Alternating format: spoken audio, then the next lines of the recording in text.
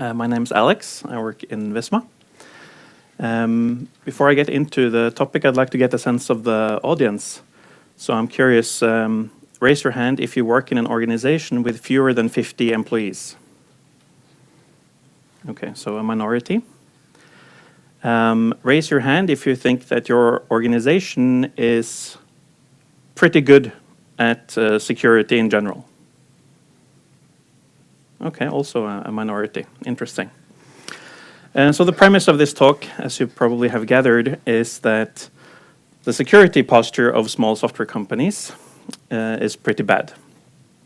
And in the first part of the talk, I'll explain why I think that's the case, what the common challenges I think are, and how they can be addressed if you are in this danger zone, as I call it, and you don't really have a security program as a small software company today. And the final part, I'll go talk a bit about our experience in Visma with different security testing tools and our experience with our bug bounty programs as well. So let's get started. Visma is a software company, but we have our group of software companies. So there's about 200 companies that are part of Visma. We're mostly in the Nordics and in Europe, also some in Latin America. And as you might imagine, this means that the scalability of our products is important, but also the scalability of the organization is important because we acquire a new company about once a week. Now, how do we learn about security posture of other companies? One channel is through technical due diligence that we do in Visma before we potentially buy a company, right? And if we buy 50 companies a year, that means we do at least, well, more than 50 technical due diligences a year, and security is quite an important part of what we evaluate when we look at companies. Another channel, of course, is vendors. As any software company, we also buy a lot of software, and we do security and risk assessments of the vendors and of the products. So that's another way we learn about security of other companies. Then we have some customers and partners that we have a more tight relationship with than others. And in some cases, we use our security competence and capabilities to help a particular customer or partner with strengthening their security posture. So that's another way that we learn. Now, in Visma, I think we are pretty lucky. Because we are a big company, we have a lot of incentives and pressures on us that makes it kind of easy for us to invest in security. For instance, we have a lot of customers, and some of them are very professional, right? They know what to ask of us, to demand from us. They help hold our feet to the fire as a software vendor. To continue our growth, we also need to be able to attract and retain employees, right? If we don't have good people in the company, we can't do anything. So, having security as a strength, being known for security, our security competence or capabilities, has a positive impact, while if we were known as a company that treated employee or customer data in an irresponsible way, or if we were known as an unethical company, I think we would struggle, even more than most companies are struggling to get talent today. We have all professional owners and investors as well, right? Our board, our investors, they demand from us and they support that we invest money, time, other resources into security. And finally, since we are in 35 plus countries, a lot of governmental and non-governmental organizations are kind of paying attention to what we do, right? If we step wrong, then that is likely to get significant attention. So all of these things makes it easy for us to invest and take security seriously. But how many of these incentives and pressures are true for a small software company? Maybe 1 or maybe 0. And I think that explains why we see that small software companies very often have very bad security, often irresponsible. And the danger zone I have defined here is less than 30 employees, less than 5 million euros in revenue. I think it's because of many reasons, but I think the systematic reasons are a big part of it. And I think these small companies, they have a lot of other things to think about and care about. Security might not be top of mind. And it might also be because they think security kind of has to be expensive. And that's one thing I want to kind of debunk today. So the good news is that it doesn't take much to be above average in this category, right? There are some companies that are small and are doing very well. I don't want to generalize completely, but if you are in this danger zone, security is likely to be a very low priority. So if you do something, you are already a lot better than many of your competitors. And in a small company, one person can also have a lot of impact. So if you find yourself in this situation and you kind of decide to do something about it or to drive security forward in the company, you can do a lot of good. So that's some good news. So the first common challenge that we see in Visma that I want to talk about is, well, often we ask companies, who is responsible for security at your company, in your organization? And most often, we get a confused look back. So it shows that it's not top of mind. It's not very clear who is responsible. And after some thinking time, I usually get one of three answers. One is, well, of course, it's everyone's responsibility. Or, well, of course, it's the CEO's responsibility. They're responsible for everything, right? Or my favorite, security is handled by our vendor. And what they mean usually when I get this answer is that, their infrastructure is hosted with some infrastructure vendor, and they have an ISO 27001 certificate. Maybe they have, intrusion detection system in place or something like that. And the company imagines, well, okay, we have outsourced our security, so nothing we need to think about. And I think the third answer is clearly a really bad one, right? I think everyone can see that. But what about the two first ones? They're kind of right, I think. But what usually happens is that the companies cannot explain how does that translate into how is the responsibility distributed in the organization from, if it is in one person or if it is distributed across everyone. How does that translate into security considerations being taken into account in the company's day-to-day activities? So what I think, the answer we are looking for here, or if you are at a small company, what, at least I think a good step would be is to, on the one hand, yes, make sure that responsibility for security is very clearly assigned, whether it's a dedicated role or not. But then, think about and plan how does that responsibility, how is that distributed to the rest of the organization? What does it mean for different processes? How is security then being taken into account into all the company's activities? Another common problem with these small software companies is that many of them don't have any security competence because they haven't recruited for it. And then whether they have security competence or not in the organization at all is a function of how lucky they have been during their recruitment. So my advice here would be to start with a competence mapping, right? Figure out who knows something about what. I can understand that a small software company cannot have many dedicated people, in full-time roles dedicated to security, but at least you should make sure that there are a number of people with some security competence, motivation, engagement, and as we talked about, responsibility. And if you do this competence mapping and you see security doesn't really come up, well, then you know what you need to hire for in the next recruitment process. A related problem here that I also see a lot is that, and this sometimes also goes for large companies, that they kind of expect or maybe hope that developers and others stay up to date and develop their competence on their own. And a lot of us like to do that.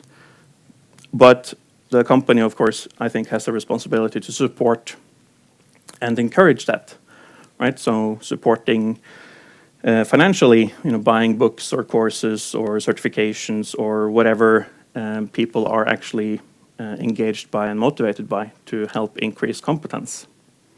But again, it doesn't have to be expensive stuff, right? You don't have to go to some black hat course for 5 days that costs, I don't know, $10,000 or whatever.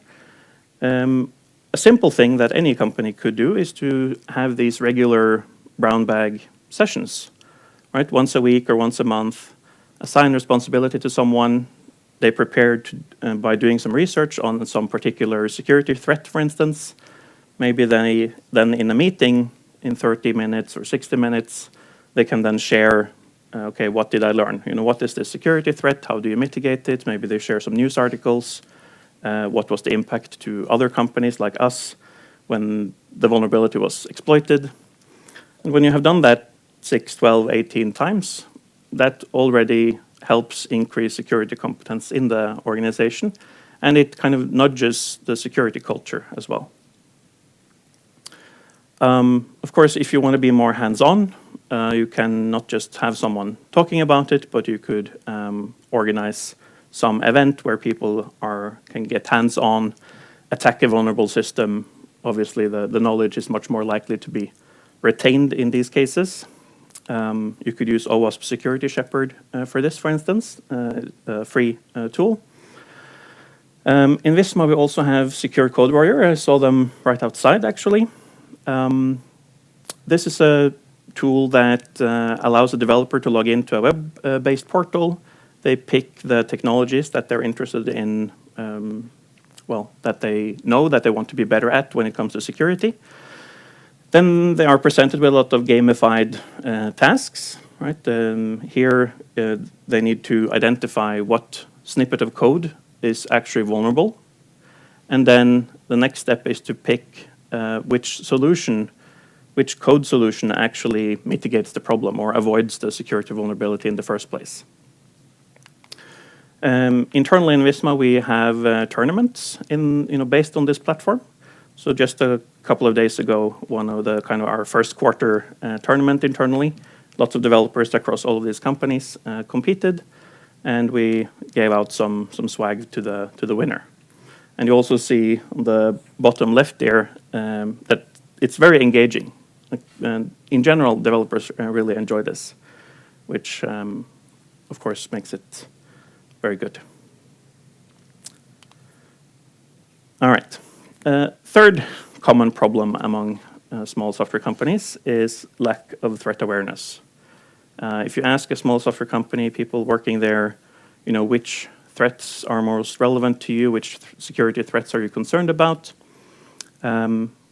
often you'll get a blank stare in return. So the good news is that there are a lot of different resources to learn from, right? As a small software company, you can ask yourself, are there any threats that we have been a victim of before? You can use your experience. You can think about other companies in your market, companies similar to you. What kind of threats have they been the victim of? You can connect with other organizations in the industry. And you can enumerate all of these threats, right? And I also included some examples here. This is the website for the European Union Agency for Cybersecurity. They have a portal with lots of news items that's constantly updated. That's a source to learn about, okay, what threats are out there now? Should we care about any of these? Norwegian cybersecurity authorities, they have a yearly report. In this one, they talked about phishing, brute force attacks, reuse of passwords, many other things, right? And that's all inspiration. Like if you're actually starting from zero, which many of these companies are, this is one way to do it. And then because we all have a budget, you cannot protect against everything, and you won't be able to even if you try. But then prioritize. Okay, we know about 200 threats, but which ones are most risky to us as a company? Which ones do we actually want to mitigate against? Then you might end up with something like this, right? Maybe top 5 looks like this.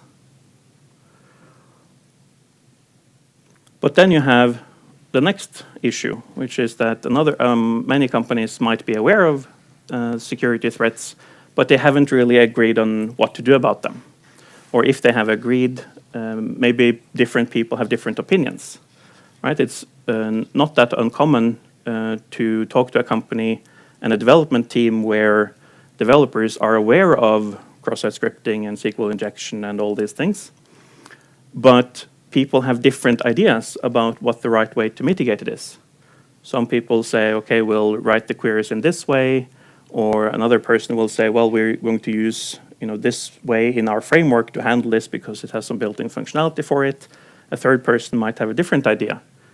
So the team, the organization is not really aligned on how to mitigate the threat.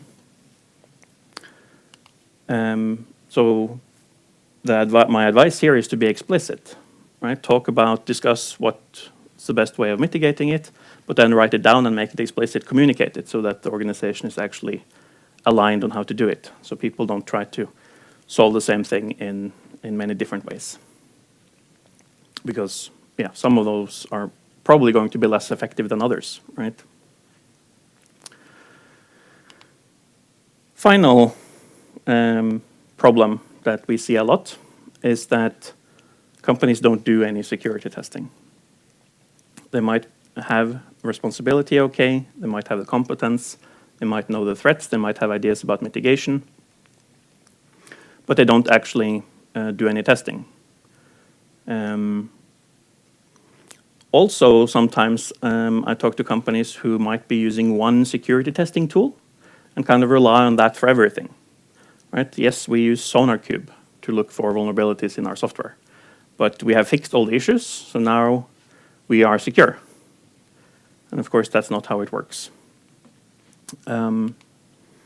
So again, if you're starting from zero, right? What can you do? Well, first of all, make it easy for people who discover or learn about security problems. Make it easy for them to report it to you in a safe way. Welcome it. Create the responsible disclosure page on your website. Maybe you want to give away swag or put their name in a Hall of Fame if they report something and it's an actual vulnerability that you fix. Visma has a responsible disclosure page. I think we've had more than 500 reports that way, just through a responsible disclosure email box. 300 of them have been verified and fixed, and more than 100 people said yes to be on the Hall of Fame page. Right, so not something that takes a lot of time or money. Kind of a basic hygiene thing that everyone should do. Next thing, of course, is code scanning. If a small software company is doing something on the security testing side, this is the most frequent thing that they do. Maybe use SonarQube to scan their source code for vulnerabilities or some other tool. Any development activity is going to create bugs, including security bugs, and using tools to at least try to pick low-hanging fruit is very, very valuable. Web scanning is another technique, another category of testing tools. Again, not very often used by these smaller software companies. These are tools that send HTTP requests to basically anywhere you point it, look for different types of vulnerabilities. Some overlap with static code analysis, but also it can find other types of issues. And what's nice about many of these tools is that they are very, or some of them at least, are very fire and forget. You can kind of point it to a URL, it will monitor and scan continuously, and you can go into the reports or get notified whenever something is found. Again, not something that has to take a lot of time or money to actually set up. And you can run it in a test environment or you can run it in production. Next is the dependency scanning or software composition analysis, tools that will identify vulnerable third-party components, but also problematic licenses. And again, kind of basic things that also small software companies can do.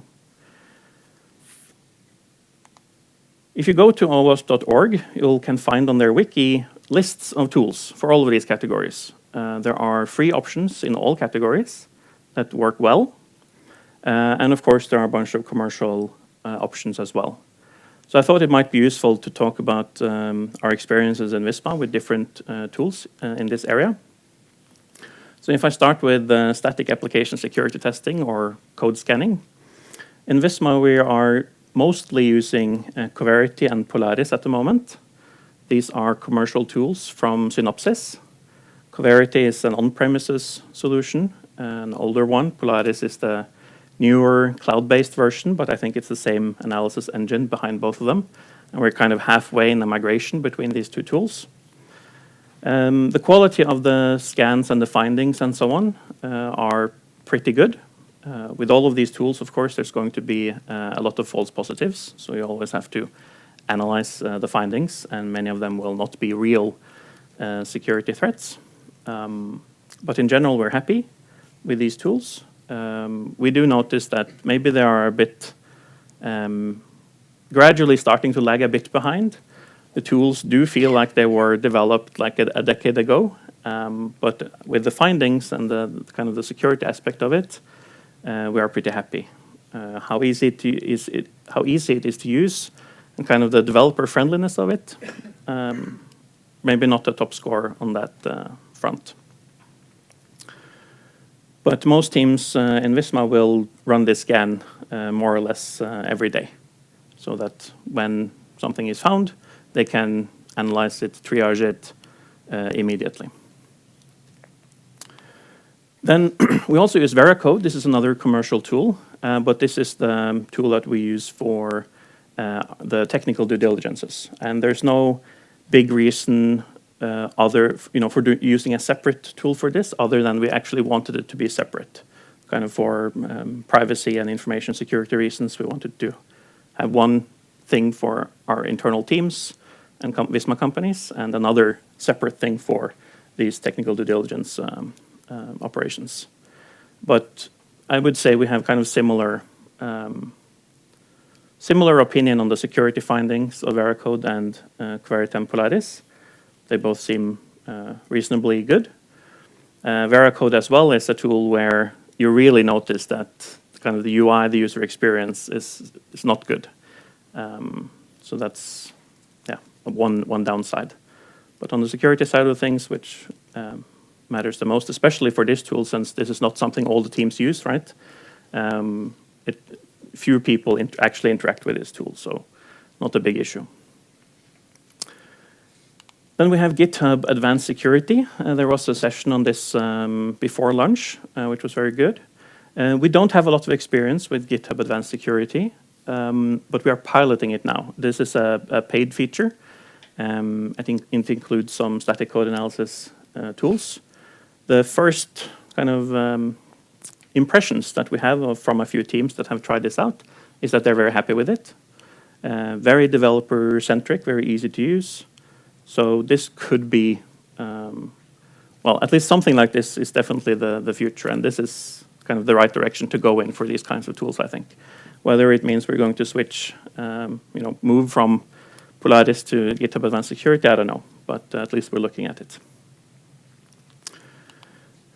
SonarQube is also used a lot in Visma, although more for code quality things than for security. It's used a bit for security as well, but I don't think, I don't get the impression that people want to use SonarQube for security. Like, we have other tools like Polaris and Veracode, which were specifically created for that. And I don't think SonarQube is at the same level, in same maturity in the security department. So yeah, more used for code quality than security in Visma. And then finally we have SNCC, which also is a commercial tool. We use SNCC a lot in Visma, but not for static code analysis. I think the static code analysis part of SNCC is newer, a bit more experimental. But also this is something that we're looking at and evaluating. The developer experience is really good with SNCC, so we're very happy with SNCC in general. But we haven't used the static code analysis feature of SNCC a lot so far. Then we have dynamic application security testing, or web scanning. Here we use Detectify. This is our primary web scanning tool. It's a commercial one. And as I mentioned earlier, this is really nice, convenient to use. You can point it to some URL. Maybe you help it log in if you need to. And then it can just monitor and continuously scan that according to whatever schedule or frequency you want. And you can get notifications or reports for any type of findings. So this is also something where, most of our products are just monitored by this tool 24/7. And when there are findings, the development teams are notified and will look at it. Is it real? Is it something we should be concerned about or not? So in general, very happy about Detectify. Burp Suite is used a lot in Visma, although this is more for manual exploratory testing, right? Kind of Swiss Army knife of pen testers, I think. We have a professional pen test team inside of Visma. They use Burp Suite all the time.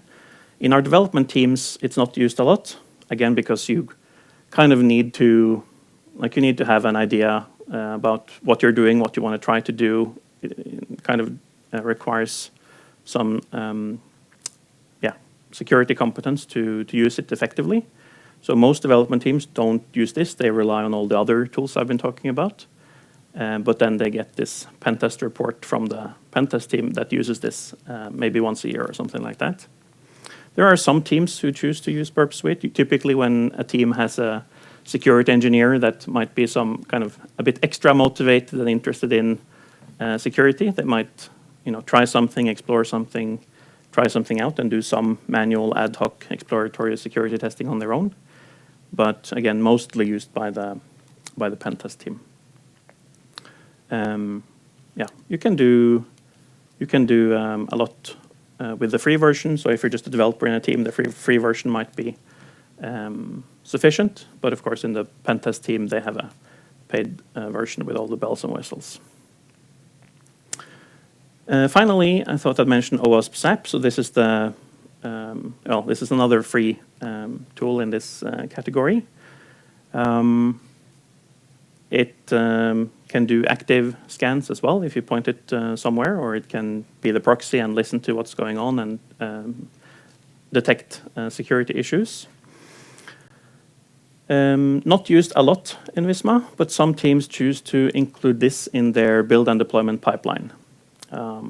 So I don't think there are teams that do that for Detectify because it's not a triggered thing, right? It's a scheduled thing that just runs on a schedule. But if they want something in their build and deployment pipeline, they often choose to run an active scan in OWASP SAP in that way. All right. Final category, I think. So then we have software composition analysis. And here the SNCC is the big deal in Visma. Most teams use SNCC, which looks at manifest files. So it tries to look at the packages that you have included in your software through these manifest files through package managers. NuGet packages, Ruby gems, whatever it is. And it looks for these, what are the components? Are there known vulnerabilities in these components? Are you using an old version? And are there any potential license issues? It will report all of that in a very nice way. This is a commercial paid tool, but very developer-friendly, developer-centric, very easy to use, very effective. So yeah, only good things to say about SNCC. We are very happy with it. But of course, if you have software where you are including dependencies not as packages, not through manifest files, SNCC will not identify the dependency. So that's why we also keep black duck binary analysis around, previously called protocode. And this is used less, but this is kind of the backup. When kind of SNCC doesn't work or when SNCC is insufficient, we use black duck binary analysis because it can scan binary data. So if we have some .NET project that has included DLLs directly instead of a NuGet package, then black duck binary analysis can identify the component that we have included and tell us whether it's vulnerable or not, or if there's a license issue. We also use it sometimes for executables. I mentioned earlier that sometimes we do security and risk assessments of vendors. We can put their software, even if we don't have their source code, we can put their binary, their installer, whatever, into black duck binary analysis and get some interesting findings from there. We have also used it when we're looking at buying a company that white labels software from another company. Then it's hard for us to know, what's the security maturity of that white labeled product. But then we can put the binaries in here, and we can get some idea of how old the components are, what the security level is. So also a commercial tool, but quite useful. Easy to use as well.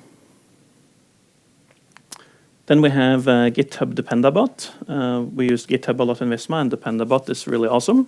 So this is kind of not our primary tool, but a lot of teams kind of use this and get the benefit just because they're using GitHub. Having automatically created pull requests that will fix some of these old dependencies for you is super convenient. So yeah, only good things to say really about GitHub and GitHub Dependabot. Then finally, we have two more tools, and they are both free in both senses of the word, open source, and don't have to pay to use them. OWASP Dependency Check that supports primarily .NET and Java. So if you want to scan your Java and .NET dependencies, you can use this tool. It also has experimental support for a number of other languages. So you can try it out and see how effective it is. Easy to include in a build or deployment pipeline if you want to do that. So yeah, some teams do that, but kind of not needed because we rely mostly on SNCC. But if we did not have SNCC, this would be a good option. And finally, retire.js is kind of the same, but for JavaScript. We used these two a lot before we had SNCC, less so now. But another nice thing with retire.js is that it exists as a browser extension. So you can install it in your browser, and whenever you're on any website, you'll see all the outdated JavaScript components that are used on that website. But it's also a command line tool, so can also be included in build and deployment pipelines. Then, when a team in Visma has used all of these automated tools to kind of try to pick away the low-hanging fruit, the final step is to onboard to our bug bounty programs. We currently use the Integrity platform for this, Europe-based. We used HackerOne a couple of years ago, but switched. I don't know if you can see here, we pay from 100 euros to 7,500 euros for people who, if they identify real security vulnerabilities in our software. We have a private program and a public program. So usually, we put a team or a Visma company on the private program first. There we have specifically invited hackers, a smaller pool, people that we have some relationship with or have some trust with. They kind of get the chance to do their thing first, scan, do recon, try all kinds of stuff, following the rules of the program, of course. And And yeah, if they find something, or when they report something, we look at it. If it's true, we pay out. If a team or a company has been on the private program for a while, and kind of the incoming traffic or the findings are kind of dying down a bit, it's a bit quiet, then that's a good opportunity to get them on the public program, where basically anyone who has an integrity account can get access to the program and try to find vulnerabilities in the software. Yeah. With private, do you mean in-house or just dedicated group handpicked? Yeah, so the private program is not in-house. It is internal to the integrity platform. So there might be, I don't know the number, but whether it's 50 or 300, but there's a number of people then who kind of have access to all the, to the private program and can try to find stuff on any of the things that are in scope for that program. Yeah, so we've had this program for three plus years, I think. We've had 2,700 submissions. 98% of them have turned out to be valid, right? Because these platforms have reputation systems, so that if you just spam things that are not correct, you'll get punished for that in some way. We paid out more than 400,000 euros in bounties over these years. And to answer the question, yes, it is totally worth it. We think we would have to, from both sides, kind of in a way. One thing to ask is how many people would we have to hire to find all of these things? What's the cost of that? Probably more. And the other is, okay, what is the cost if these things were not identified and something was exploited? We have kind of a rule of thumb in Visma that €1 spent on a bug bounty award is somewhere between 10 and 100 euros avoided in damage. So we certainly think this is worth it. I also included some statistics here from our different tools. So on the left side, you see the vulnerabilities that are most often reported by our static code scanning tools. So this includes false positives. This is not based on verified vulnerabilities, just what the tooling reports to us most often. Cross-site request forgery, cross-site scripting, insecure cookies, version disclosure. Okay. Now, if we take a look at the bug bounty diagram, what are the most commonly, and this is based on verified vulnerabilities, by the way. So what are the most actual vulnerabilities found in the bug bounty program? Well, the first one is insecure direct object references. Where you have, look at user ID 5 or something, right? And you see the user, but then you can switch the number to something else and you get access to it even though you shouldn't. Very common problem. And the second one is improper access control, which is kind of similar, right? Same type of thing. And I think one interesting thing here is you see how all the tooling is kind of finding the low-hanging fruit. And bug bounty program, you see that's for the type of vulnerabilities that you cannot really find with the tools, right? IDORs and improper access control is hard to impossible to find with the tools, right? So that also is aligned with how we kind of use the tooling first, and then bug bounty is kind of the final thing you do when you think you have everything under control. And typically then the bug bounty program shows you that you really don't. Okay, so again, if we have small software companies here and you don't have anything in place today on security testing, this might be kind of the suggested evolutionary path. And again, that's part of a bigger picture, right? Starting with responsibility, competence, awareness, strategy, and then the testing. So hopefully this could be a blueprint for anyone who needs it. Finally, I'll leave you with this.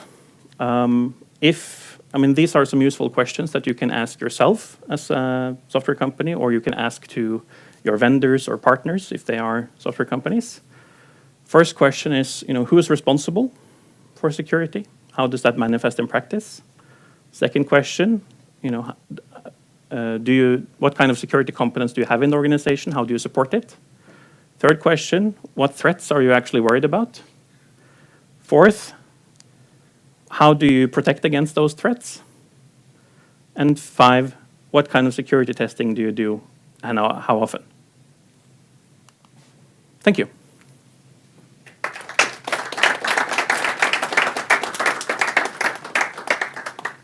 Questions?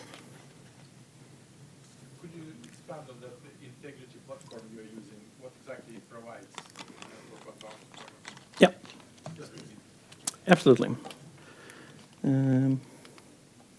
Yeah, so it allows any organization, any project it's for managing a bug bounty program or multiple bug bounty programs. So you register and the first thing is to, identify what's the scope. What's the scope of my program? What are the assets that I will allow people to actually attack or look for vulnerabilities in? You'll decide on, what are the awards that I want to have. So you kind of set up your entire program the way you want it. And then, you decide, do you want a private program or a public one? If you are private, then you configure how many people or which people do you want to have access to this program. And you have all this configuration. And it's a way for you to kind of give other users, security researchers, hackers, a responsible way to, the rules are clear. They know what they can do and what they can't do. So it's kind of nice system for everything, for hackers to connect with you and for you to find hackers and to receive reports, triage them, analyze them, and then assign rewards back, make reports public or not if you want to do that. So yeah, in short, it's a bug bounty management platform. Yeah, one question. Do you see some marketing value in the bug bounty program as well? Yes, absolutely. That's one reason I mentioned it, right? Yeah, it's good in many different contexts. Like all of these things that you see here, we often talk about all of these things to our potential or existing customers in Visma, right? We want to give them a good impression. We tell them how we work with security and many other things as well. We give them insight into the tools that we use, just like this. We talk about the bug bounty program, of course. It's a cool thing to talk about. So for customers, I think it has a lot of marketing value. I think employees thinks it's cool. People receiving reports, feeling nervous because my project is going on the bug bounty program next week, or it's like often it's like drinking from a fire hose the first couple of days. But most people, employees think it's fun. Customers are usually impressed by it. And it's also something that we, all of these things, our security program in Visma is also something we kind of highlight to companies that we are looking at joining the Visma family as well, right? It's one of the superpowers, one of the benefits of joining Visma is that, well, maybe you were, one of these companies. I have way too many slides. Maybe you are one of these companies, and then you join Visma, and then you have this menu, this security program that you can just onboard and follow and get help with, and all the licenses and expertise and everything you have is there. So, yeah, definitely bug bounty program has a marketing value in addition to the security value. Yeah, any final question? So, Visma uses like 6 or 7 different types of static code analysis tools, right? How much of that is just because you haven't standardized on one tool and you're a large company, and how much is because you feel you must have more than one in order to sort of fill each other's gaps out? Yeah, no, excellent. So if we talk about different tools within one category, we have one primary tool. So for SAST, it's Polaris. For DAST, it's Detectify. For software composition analysis, it's SNCC. And these are the primary tools. Those are the ones that we use in our security program. Those are the tools that we onboard new companies to. The other ones are kind of optional. Teams or companies can use them if they want. Since we have some experience with all of them, I thought I would kind of mention it. I thought that could be useful. But we do have kind of a primary tool in all cases. Yeah. So for a smaller company, maybe having even just one of these each is more than enough. Yes, absolutely. For a small software, for any company, I think one in each category is enough. But it's important to not just have a SaaS tool, but then also have a software composition analysis tool, right? So you want to cover all the categories, but you're fine with only one in each category. Unless, like maybe one exception would be here, right? If OWASP dependency check, scans your backend, and you don't have anything for your front end, well, you want to use retire.js in combination. So that's maybe the exception where you want to use multiple tools inside of one category. Yeah, question? But on the same question, don't you find that they supplement each other, or do they pretty much come up with the same thing? It's a good question. I think the best tools will find, one tool, it's not like one tool finds this stuff and another tool in the same category finds this stuff. So you need to use both to find everything. Like usually it's an enormous overlap. And if you kind of pick a very good tool, you'll probably cover most of it.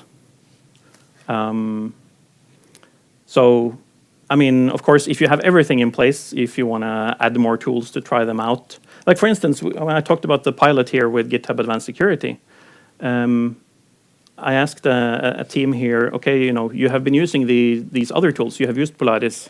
Did GitHub Advanced Security find something new? And they said yes. And so I don't know how much that is, but yeah, there was something new there to learn. But it's way more important to have one in each category first before thinking about multiple tools within one category, I think. Okay, looks like we're good to go then. One more question. Do you have any experience with SEMgraph? SEMgraph? SEMgraph. No, I don't think so. All right. Thanks, everyone.